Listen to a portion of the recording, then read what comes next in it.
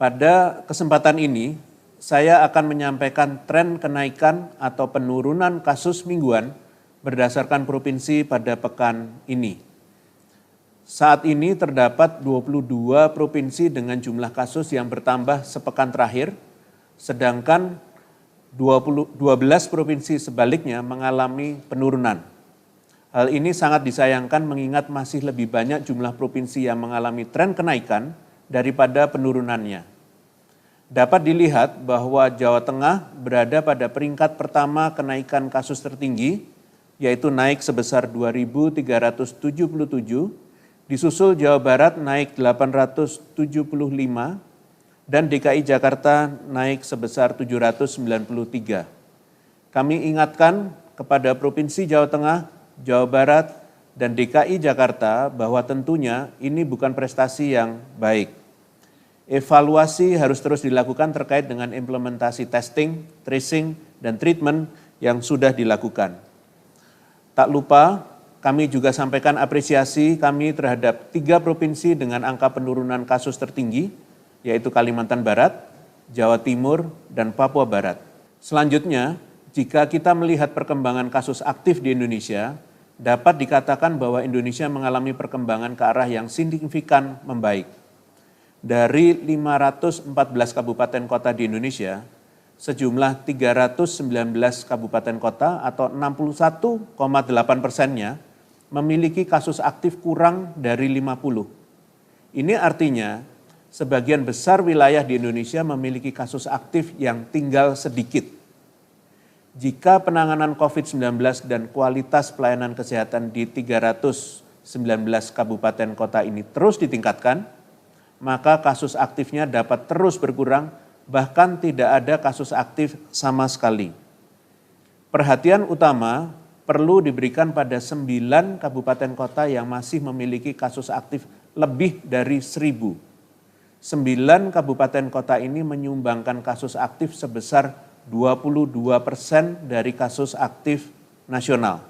Pada konferensi pers yang lalu, saya menyampaikan bahwa terdapat 28 kabupaten kota yang berada di zona merah atau zona dengan risiko tinggi pada pekan ini. Dari 28 kabupaten kota tersebut, ternyata ada 5 kabupaten kota yang sudah berada di zona merah selama 3 minggu berturut-turut atau lebih. Adapun 5 kabupaten kota tersebut adalah Pemalang di Jawa Tengah selama 3 minggu berturut-turut, Kutai Timur di Kalimantan Timur selama 3 minggu berturut-turut, Kutai Kartanegara di Kalimantan Timur selama 4 minggu berturut-turut, Kota Bandar Lampung di Lampung selama 5 minggu berturut-turut, dan bahkan Pati di Jawa Tengah 11 minggu berturut-turut. Mohon bantuan gubernur dan wali kota dan bupati betul-betul memperhatikan kondisi ini.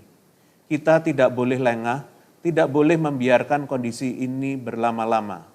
Jika sebuah wilayah berada di zona merah selama berminggu-minggu, artinya pemerintah dan masyarakatnya sudah lengah.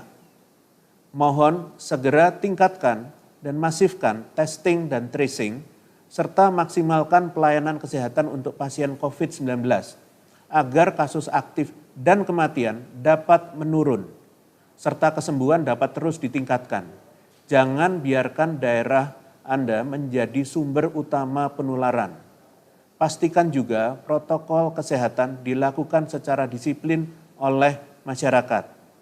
Saya juga ingin menyampaikan bahwa ternyata terdapat 10 kabupaten kota di zona merah dengan skor yang hampir mendekati zona oranye.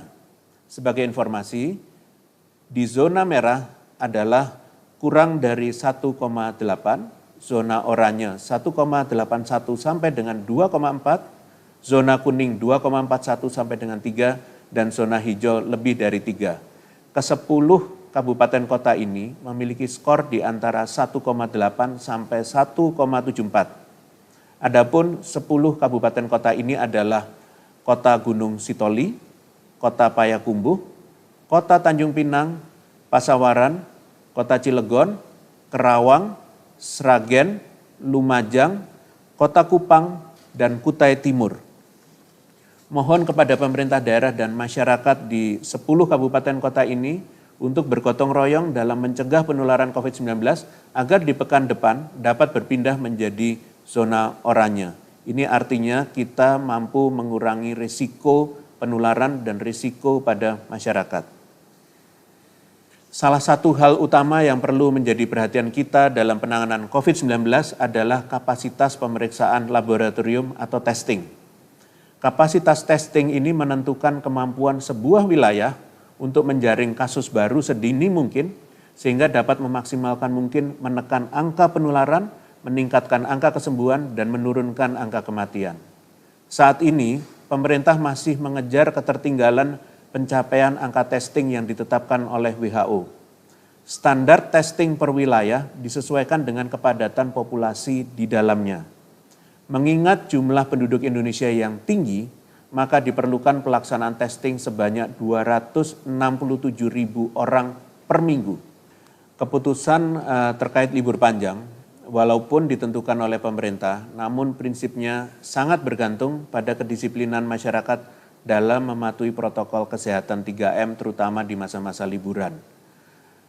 Apabila masyarakat tidak mematuhi protokol kesehatan sehingga kasusnya meningkat, maka tentu ada konsekuensi terhadap keputusan yang diambil oleh pemerintah terkait masa libur akhir tahun.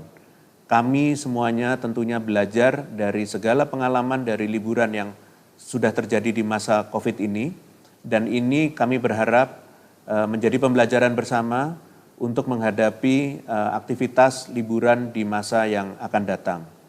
Terlepas diberlakukannya, dipersingkatnya, atau ditiadakannya libur akhir tahun ini, keputusan yang diambil oleh pemerintah tentunya dalam upaya untuk melindungi masyarakat dari potensi penularan COVID-19. Ingat, keselamatan masyarakat adalah hukum tertinggi. Terima kasih.